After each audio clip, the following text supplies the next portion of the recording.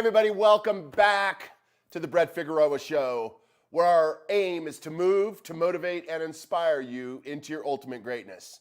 I just want to take a moment and just say thank you to all of our listeners, to our viewers, whether you're watching in live, whether you're watching a replay. I just want to take a moment.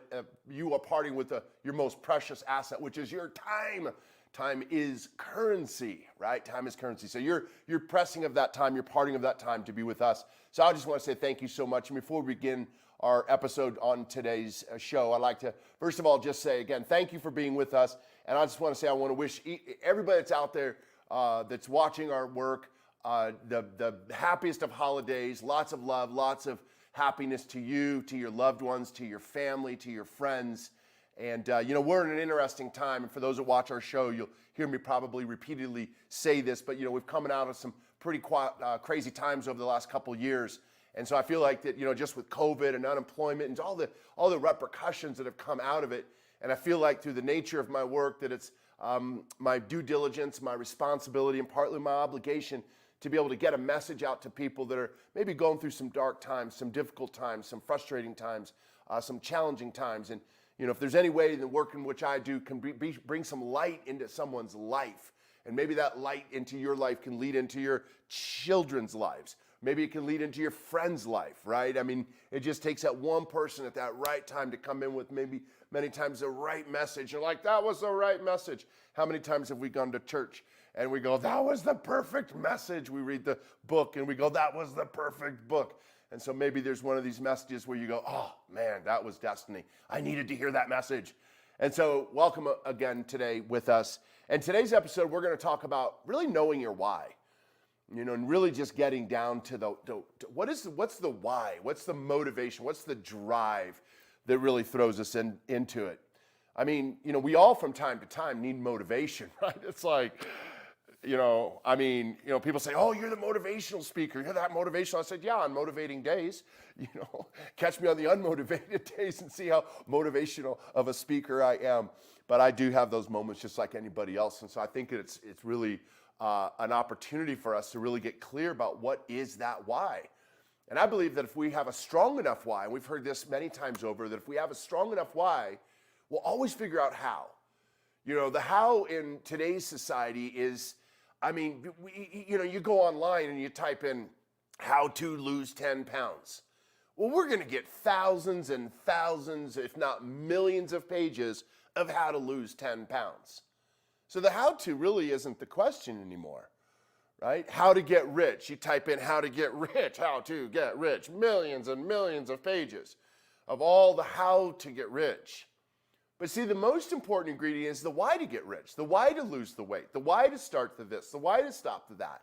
Right? It's to really attack and really wrap ourselves around, that aspect of our lives. So in the work in which I do I always feel like doing my work? When it comes Tuesday and it's, just about 1 o'clock, do I always feel like sitting in this seat and, breathing life into the camera to people that are out there? No, I don't always feel like it. I always feel like getting up and getting out and going to the gym here in Colorado when it's cold and it's dark. No, again, I'm a human being.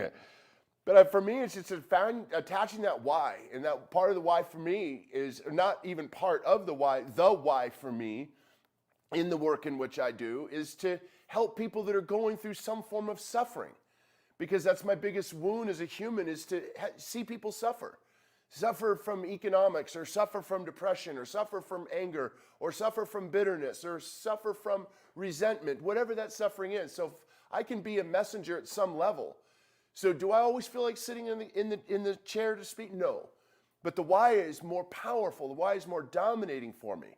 So I'll always find a way to get myself to put myself into the right place if I know why I'm doing it, if I remember why I'm doing it.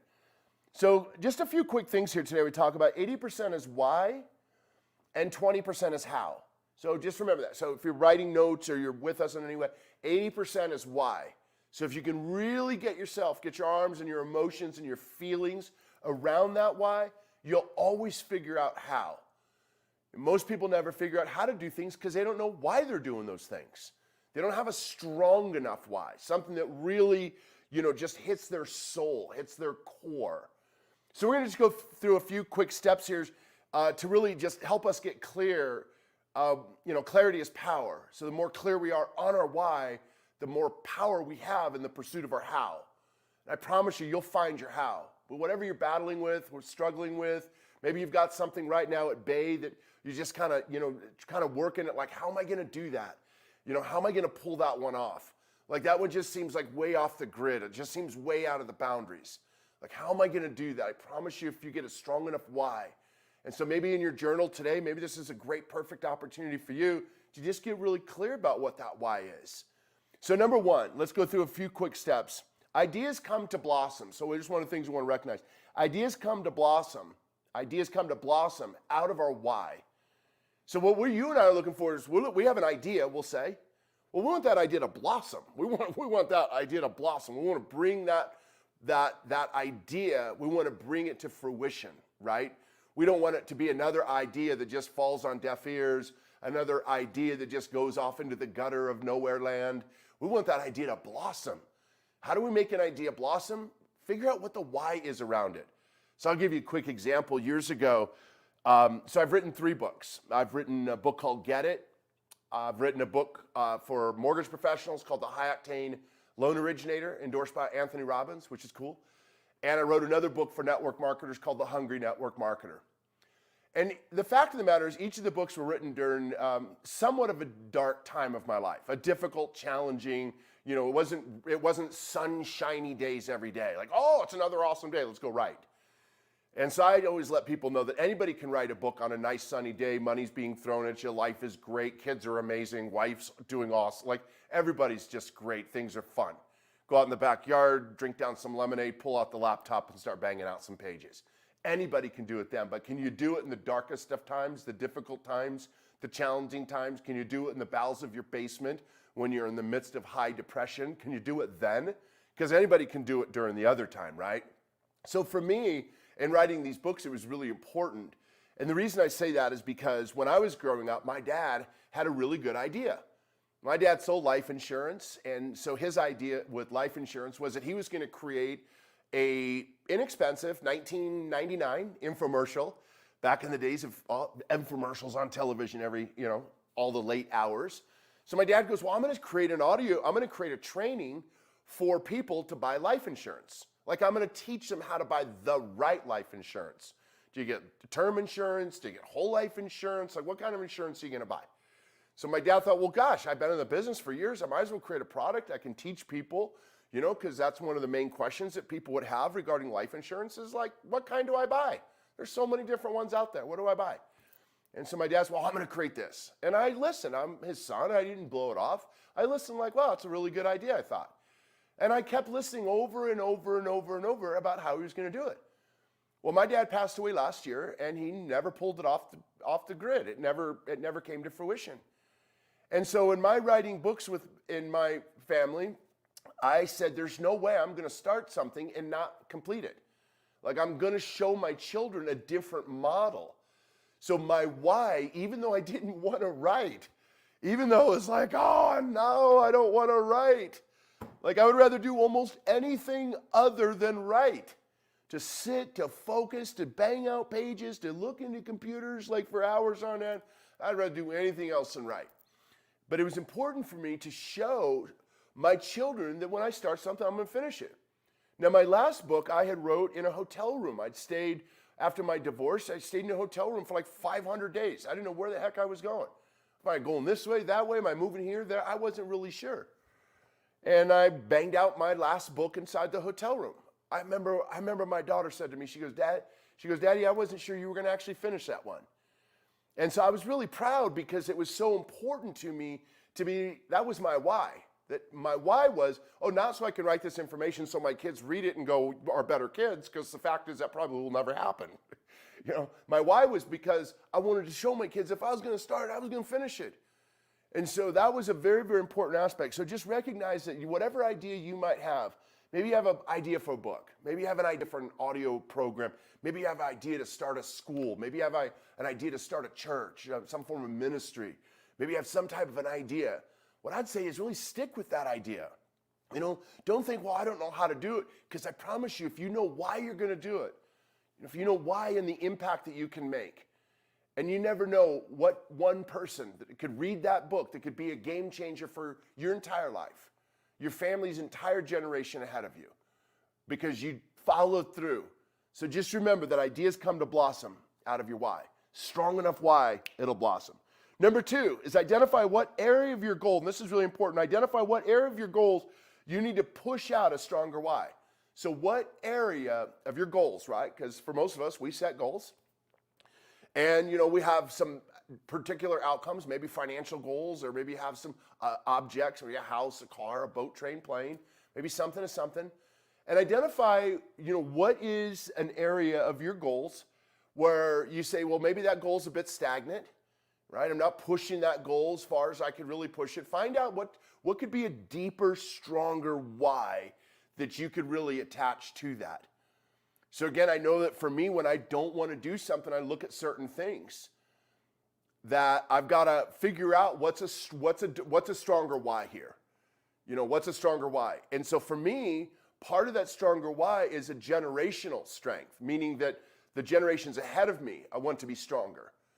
So I don't want my kids to have a generation like what I came from, which they don't today, but I want it to be so far off the grid, like the generations ahead of me and their generations ahead of them. And that's affected by what choices I decide. So if I can't figure out my why today in terms of a particular goal, that's going to affect the generations ahead of me. So for me, it's like, dude, get your ass ready to go. Figure out, what is that why? Get the drive, get the motivation, get that inspiration. You've probably heard me mention that, most people are overinformed and underinspired. And they're underinspired because they don't know the strong enough why. And many times it really just comes down to just sitting down, right? And getting clear. Why am I doing this? Right? And many times that why is caused out of pain. I remember somebody back years ago, and they said, hey, coach, I've decided to quit smoking.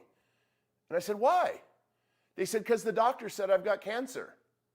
Probably a pretty good idea to stop smoking, right? Somebody says, yeah, I'm going to go see a marriage counselor. I say, why? They said, because my spouse says they're going to divorce me unless I do. So again, many times it's the leverage of those types of things, the pain, right? So we're more driven towards pain. We've heard probably many times over that we'll always do more to avoid pain than to gain pleasure. Right? So again, we'll always do more to avoid pain. The pain of cancer, the pain of dying, the pain of losing my family because I'm going to be dead, the pain of regret, the pain that says I'm going to lose my marriage if I don't go see a counselor. So you can do what we call future pace, and you can stack the pain. You can stack it. What's it going to cost me if I can't find the drive and the motivation to get myself up and get myself out and get myself in the gym? Like, what's it going to cost me? It's going to cost me all my energy. I mean, really, ultimately, it's going to cost us all of our energy, right? Because, unhealthy people, just research shows, die faster. They're unhealthy, right? So what are we going to do to keep up our health, keep up our vitality, keep up our energy, right? So just think about what's it going to cost you to not do the things that you should do, right? Where you go, oh man, I know I should do this. I should do this, and I should do this, and I should do this, and I should do this. We all have a whole laundry list many times of a bunch of shoulds, right? I should. I can really just should all over myself until we ultimately make it a must. So if you have an idea and you're not you're not bringing it off the tracks, you're not taking it and getting it out into the world, you might want to put what is it going to cost you? Maybe you have an idea that's in your head. You go, ooh, that's a multi-million-dollar idea. Yeah, well, who's going to pay that one? Your family will have to. If you don't get yourself to take the action, someone's going to take the hit. It'll be your family, right? You have an idea, you take it out to the market. That idea turns into something really amazing. You have the ability to make millions with that. Yeah, your family will take the hit on that one, right? Someone else will be living in your family's dream home. Someone else will be driving your family's dream boat. Somebody else will be visiting your family's vacations. Why? Because you couldn't find your why. So what I would encourage you to is to really dive in. Put some time, put some energy, put some emphasis into really capturing that why. And if you do, you will. So just identify what is the area. So maybe it's a fitness area, maybe it's a finance area, Maybe it's maybe it's an idea area, just some type of something that you have. Maybe it's a relationship, something. What is the one thing that you need to really grab a stronger why, wrap it around? Quickly, number 3 is create an emotional flood. And this is really cool too. Number 3 is create an emotional flood to cement in your why. Create an emotional flood to cement your why. And that's a really important one. So years ago, when I was doing a bunch of traveling, I don't do as much traveling now. I love being home and I love being a phone distance away from my kid to play golf or my daughter to have lunch. And you know, when you're in airports and you're in other states, it's kind of hard to play golf and have lunch with your kids. So I spend as much time as I can here as close to the epicenter of where my kids are. It's important. Years ago, on my way to go to a meeting, so I'd be going, maybe I have a 9 o'clock meeting on my calendar. Maybe it's with a group of maybe say 20 real estate agents. I'm being brought in from the outside as a guest speaker. This guest speaker is going to come in and talk about XYZ topic. So I'm on my way to the meeting. For me, I create an emotional flood regarding the people I'm going to go speak to. So one of the things I ask is, who am I speaking to? Who's my audience? Now, many times what I'll do on the way to the meeting is instead of playing pump up music, like, you know, and not saying that was always this way, but I found a new way for me that gave me much more emotional intensity or an emotional flood. And I'd play the song from the Titanic. I don't remember the name of the song, but it's a song from the Titanic. And I would be thinking about this audience and these people, and I'd be thinking about this group, and I'd be thinking about the Titanic and how the Titanic sank. And I'd think, when I'm going into this room to talk to these people, I don't know where they're at. I have no clue which one in there I'm really, truly talking to. But I know that for many, they're sinking in some area of their life. They're sinking in depression. They're sinking in addiction. They're sinking in finances. They're sinking in their marriage. They're sinking in their commitment. And so I thought, man, oh man, it's me. So, and I'd start crying. I'd get really emotional because I get really emotional over people, especially, again, like I said, human suffering. And so I think about that because God didn't position me as a guy that builds houses or builds an engine in a car. Like, I'm positioned to do what it is that I do, and I've been doing it now for 27 years. But the reason I do is because I have an enormous amount of compassion for people. Just love people, and I hate to see people struggle and go through their own difficult times. So think about some emotional flood. So that one really worked for me. I'd really think about. So you might want to think about, what's it going to cost the people in the world that could benefit by your services, by your product, by your idea, by the thing that you have that's yours and probably yours only, that has the ability to come and bring it to life in the market like that. You can do that. What's it going to cost the world if they don't get your idea? Maybe you have that one idea that could just change everything for somebody or the world, but you're too afraid, or you're too fearful, or you're spending too much time looking for the how and not enough time looking for the why. So if you get really emotionally clear about the people that it's affecting by not bringing your work to the market versus all the money and success and things you're going to gain, but what is it costing the world by not bringing your things to the market, knowing that you are one and you are one and only? There's no two of you alike, right? I mean, exactly, precisely alike. So that's number 3. Number 3, create an emotional flood to cement in your why. Number 4, stick with people that support your why.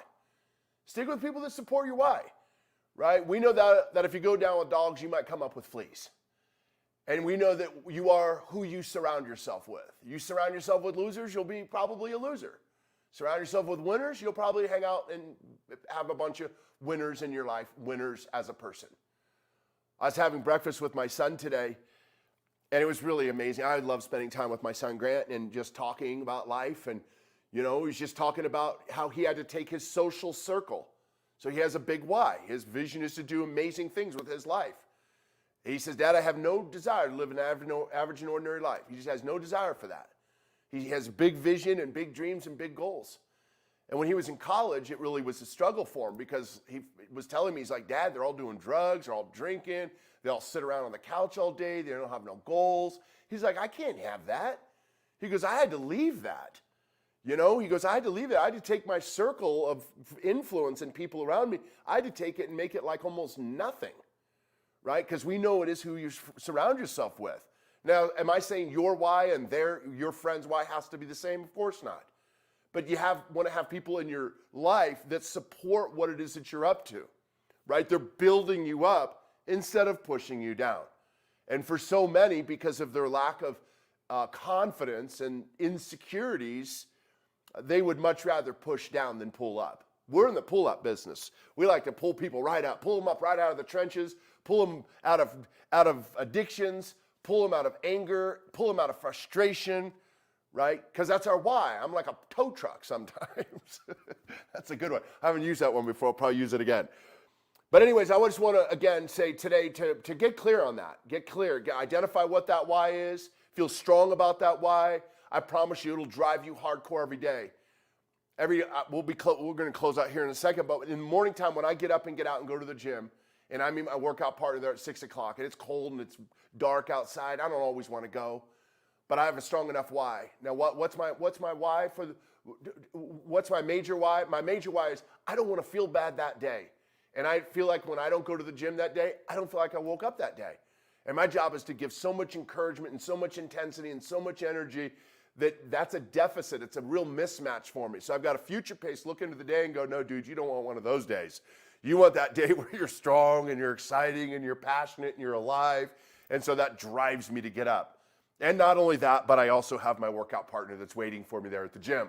So that's another, right, stick and carrot to go after it. So just think about that today. Maybe this was a message for you that was just needed to come right on in. Because again, we're looking so much for the how, when really it's the why, and get really clear about it. Don't make it a concept. Don't make it theory. Don't make it rhetoric. Don't make it, another thing like, oh, I've heard that one before. But get clear on that. Put it all together. Bring it all together so tomorrow morning or right after this, you can start taking some action and doing some great things. So again, we just want to say thank you so much to our viewers, wherever you are in the world. We just want to say thank you so much for parting with your time, for being part of our show, for dropping in, for being part of what I like to call the few who do versus the many who talk. So many talk. That's like my dad, and I'm not busting his chops, but it's like my dad, just talk about this thing he was going to do. It's time to start doing it.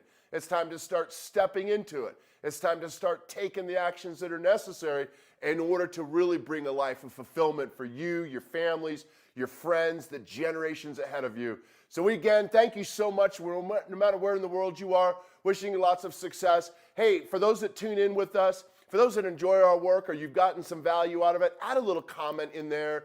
Our outcome is to get the message out. And how do we get the message out? We get the message out by, comments and likes and shares and loves, all those little things, social media things that we've got to do these days in order to really, really, truly get the message out. So again, as always, our aim is to move, to motivate, and inspire you into your ultimate greatness. So until our next episode on the Brett Figueroa Show, we will see each and every one of you at the very, very top.